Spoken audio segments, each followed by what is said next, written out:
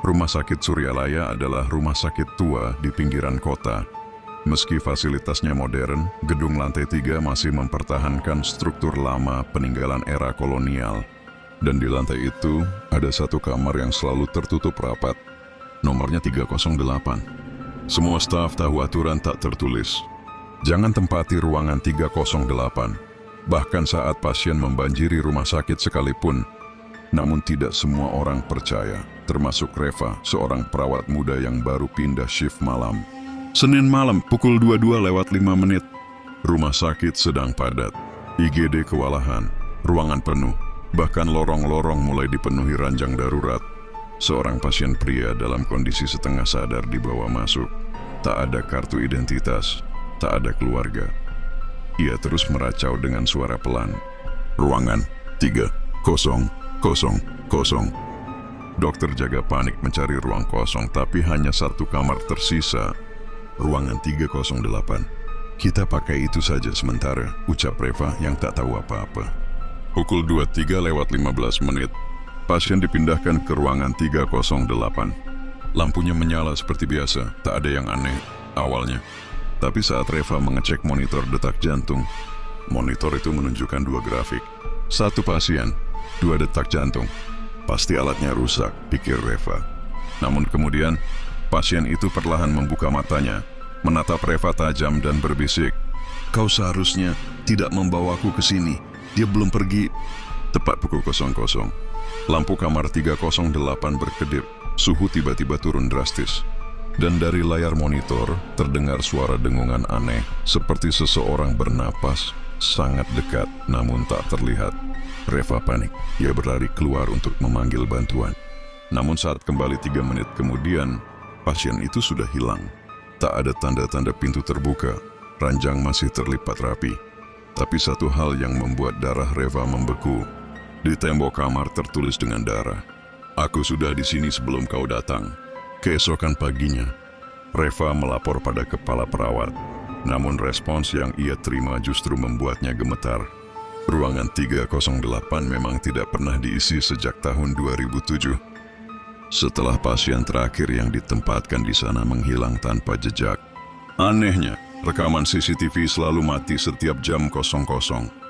Dan sejak malam itu, Reva mulai bermimpi tentang pasien tanpa wajah yang terus berdiri di ujung ranjang dan berbisik, "Aku belum selesai, tempat ini masih milikku." Setelah kejadian malam itu, Reva tak bisa tenang. Ia tahu pasien misterius itu benar-benar ada. Ia melihatnya, ia mendengarnya. Tapi tak ada satupun rekaman medis yang membuktikan keberadaannya. Pasien tanpa nama, tanpa kartu, dan kini tanpa jejak. Satu-satunya harapan adalah rekaman CCTV. Siang hari, ruang keamanan Rumah Sakit Suryalaya. Reva mendatangi Pak Naryo, petugas CCTV yang sudah 15 tahun bekerja di sana. Awalnya Pak Naryo enggan membantu, tapi setelah mendengar Reva menyebut 308, raut wajahnya berubah pucat. Rekaman malam jam 00 ke atas itu selalu rusak, entah kenapa, selalu untuk kamar 308 saja. Tapi coba kita lihat sama-sama, katanya akhirnya. Mereka memutar rekaman malam itu. Jam 23:14, Reva masuk ke kamar membawa pasien. Jam 23:46, Reva keluar memanggil bantuan. Lalu, layar menjadi gelap. Tak ada data dari pukul 23:47 hingga 00:03. Rekaman terpotong, tapi anehnya, hanya kamera di kamar 308 yang terganggu. Reva mencoba rewind ke beberapa hari sebelumnya. Ternyata, setiap malam, tepat pukul 23:47, kamera 308 selalu gelap selama 16 menit, lalu menyala kembali. Sejak tahun 2007, gumam Pak Naryo, waktunya selalu sama. Seolah ada sesuatu yang bekerja di jam itu. Malam berikutnya, Reva memberanikan diri kembali berjaga malam. Tapi kali ini, ia menyembunyikan kamera kecil di saku bajunya. Ia ingin tahu apa yang terjadi di dalam 30 depalan saat waktu gelap itu tiba. Pukul 23:30, Reva duduk di kursi dekat kamar 308. Koridor mulai sepi, hanya suara AC tua dan detak jam dinding yang terdengar. Pukul 23:45, udara mulai dingin, lampu redup. Pukul 23:47. Seperti sebelumnya, lampu kamar 308 menyala sendiri. Pintu terbuka, pelan, dan terdengar suara dari dalam. "Kau kembali, bagus." Reva maju perlahan, kameranya menyala, tapi sebelum ia bisa masuk, seseorang keluar dari dalam ruangan. Seorang pasien, berpakaian rumah sakit, tubuh kurus dan wajah tidak berbentuk. Kulit wajahnya seperti meleleh, tidak ada mata, tidak ada hidung, tapi dari mulut yang robek terdengar suara pelan. "Kau sudah mencatat aku sekarang, maka aku bisa muncul." Reva menjerit. Tapi suara itu lenyap dan pasien itu menghilang begitu saja. Kamera di tangannya hangus, meleleh sendiri, seolah tak ingin menyimpan bukti. Keesokan harinya Reva bercerita pada Pak Naryo dan kepala jaga. Tapi lagi-lagi, semua bukti hilang. Bahkan kamera yang hangus itu tak meninggalkan memori apapun. Namun anehnya, di sistem rumah sakit muncul satu entry pasien baru. Pasien tidak dikenal. Nomor kamar 308. Tanggal masuk 13 tahun lalu. Masih dirawat. Dan di kolom bawahnya tertulis, "Jangan diganggu, masih menunggu giliran berikutnya." Sudah 3 malam berturut-turut Reva dihantui mimpi yang sama. Ia berada di dalam ruangan 308, duduk di pojok ruangan yang gelap. Di hadapannya berdiri seorang pasien dengan wajahnya sendiri. Pasien itu tersenyum, tapi senyum itu bukan miliknya. Wajah itu terlalu sempurna, terlalu mirip, tapi bukan dia. "Kau sudah memberiku wajahmu," bisik pasien itu. "Sekarang aku bisa keluar, dan kau akan tinggal di sini menggantikanku."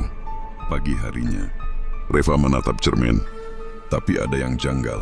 Bayangannya tidak mengikuti gerak wajahnya dengan tepat, seperti ada sesuatu yang mengimitasi ekspresi sepersekian detik lebih lambat. Dia mulai kehilangan detail wajah di foto selfie-nya. Semua hasil tangkapan kamera menjadi blur di bagian wajahnya.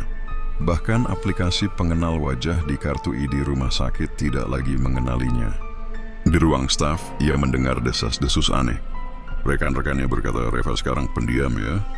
Matanya kosong kalau bicara. Tadi dia jalan di lorong, tapi katanya juga ada di ruang jaga. Kok bisa 2 tempat sekaligus? Reva tidak pernah merasa berada di tempat yang mereka sebut. Apakah ia yang asli atau hanya bayangan? Suatu malam ia menerima pesan misterius. Sebuah kertas terselip di loker. "Jika kau ingin wajahmu kembali, temui aku di 308 sendirian. Jam 23:47. Meski ketakutan, Reva tahu ia tak bisa lari. Identitasnya sedang dilucuti, sedikit demi sedikit. Pukul 23:47. Ia berdiri di depan ruangan 308. Pintu terbuka sendiri. Ruangan itu tidak gelap, tapi terang menyilaukan, seperti ruang bedah dalam mimpi. Di tengah ruangan berdiri sosok pasien tanpa wajah, tapi di tangannya tergenggam topeng kulit wajah Reva, sempurna, seperti baru dikuliti. "Kau meninggalkannya waktu itu, saat membawa pasien pertama. Kau membiarkanku masuk," katanya dengan suara bergaung. Reva mundur, tapi tubuhnya tak bergerak. Kakinya seperti menempel pada lantai. Dan di dinding ruangan muncul puluhan wajah, wajah-wajah perawat, dokter, bahkan pasien lain, tergantung seperti lukisan kulit. Mereka semua mencoba mengambil kembali, tapi sudah terlalu lama. Lalu cermin muncul di tengah ruangan, dan di sana Reva melihat dirinya tanpa wajah.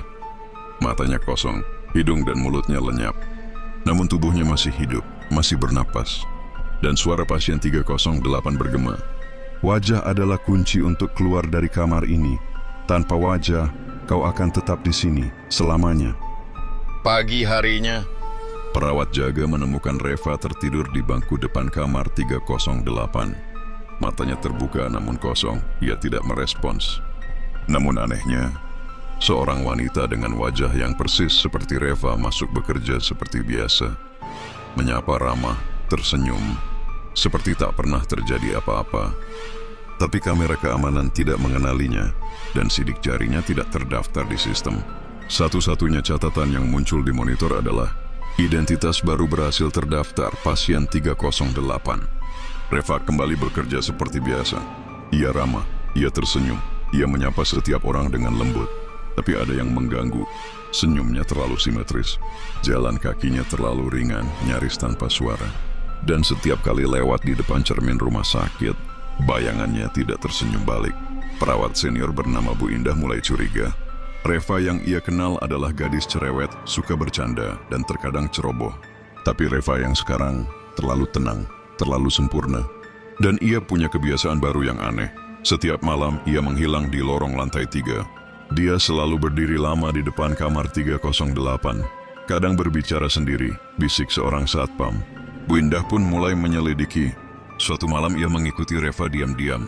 Pukul 23:46, Reva naik ke lantai 3. Langkahnya tenang. Ia berdiri di depan pintu kamar 308. Pintu terbuka dan terdengar suara Reva. "Tenanglah, aku akan menyempurnakan wajah ini. Satu wajah lagi, lalu kau boleh pergi."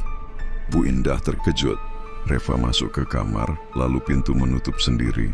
Tapi tak lama kemudian, terdengar suara jeritan lirih. Bukan dari Reva, tapi dari dalam kamar. Keesokan harinya, perawat magang bernama Ayu tidak masuk kerja. Katanya semalam ia pingsan di dekat lorong 308. Dan sejak itu wajahnya tak bisa dikenali oleh Face ID ponselnya. Dan anehnya, Reva datang pagi itu dengan wajah lebih segar, lebih cantik, lebih utuh. Seolah-olah ia telah mencuri sedikit keaslian dari seseorang. Pak Naryo, petugas CCTV, menerima laporan keanehan di kamera lantai 3. Ia memeriksa ulang rekaman. Tapi seperti biasa, kamera kamar 308 gelap di jam yang sama. Namun ia melihat sesuatu dari kamera lorong. Bayangan Reva tidak memiliki wajah. Tapi saat Reva melewati kamera berikutnya, wajahnya kembali normal. "Itu bukan Reva," bisiknya pelan. "Itu sesuatu yang memakai wajah Reva." Sementara itu, Reva yang asli masih terkurung di dalam kamar 308. Ia duduk di sudut ruangan, wajahnya tak utuh, tapi pikirannya masih sadar. Di sekelilingnya, puluhan sosok seperti dirinya, tanpa wajah, dengan tubuh lemas dan suara tercekik.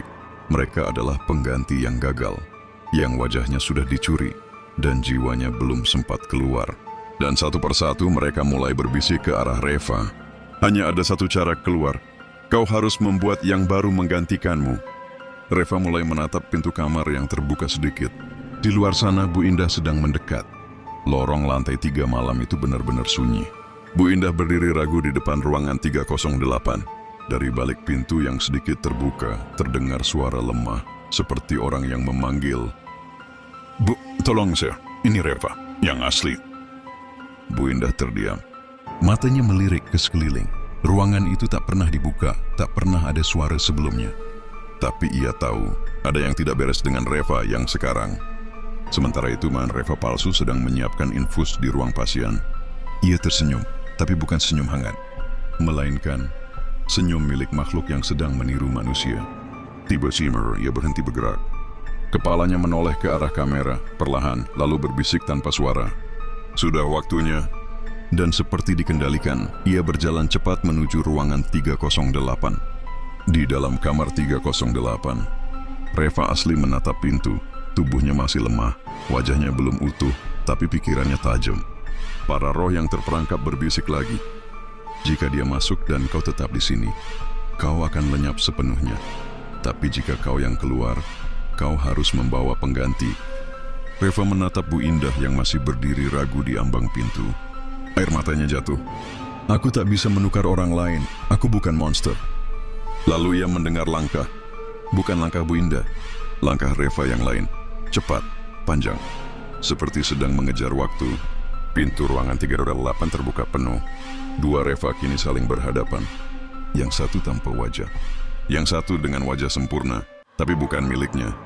Dan ruangan mulai bergetar, lampu berkedip, suara jeritan samar mulai memenuhi udara. Pertarungan bukan fisik tapi identitas. Reva asli berteriak, "Aku bukan hanya wajah, aku ingatan, aku hidup, aku tidak akan hilang." Wajahnya perlahan mulai kembali, satu persatu. Dari bibir ke hidung ke mata. Makhluk itu menjerit, wajahnya mencair, berubah menjadi puluhan wajah lain. Semuanya hasil curian. Lalu, sesuatu menyeret sosok Reva palsu ke dalam lantai. Seperti lantai itu terbuka menjadi lubang hitam yang menyedotnya kembali. Jeritan terakhirnya bergema. 308, tidak pernah, kosong. Pukul 00:01. Bu Indah masuk ke kamar. Reva asli jatuh pingsan di lantai, tapi kini wajahnya kembali utuh, tubuhnya dingin tapi hidup. Seminggu kemudian, Rumah Sakit Suryalaya resmi menutup lantai 3. Ruangan 308 disegel secara permanen. Tidak akan digunakan lagi, tidak akan disebut lagi. Tapi suatu malam, petugas kebersihan mendengar suara dari balik pintu 308. Suara seorang perempuan tertawa kecil, dan di pintu seseorang menulis dengan tinta hitam, "Jika kau membaca ini, maka aku sudah mulai mencari wajah baru."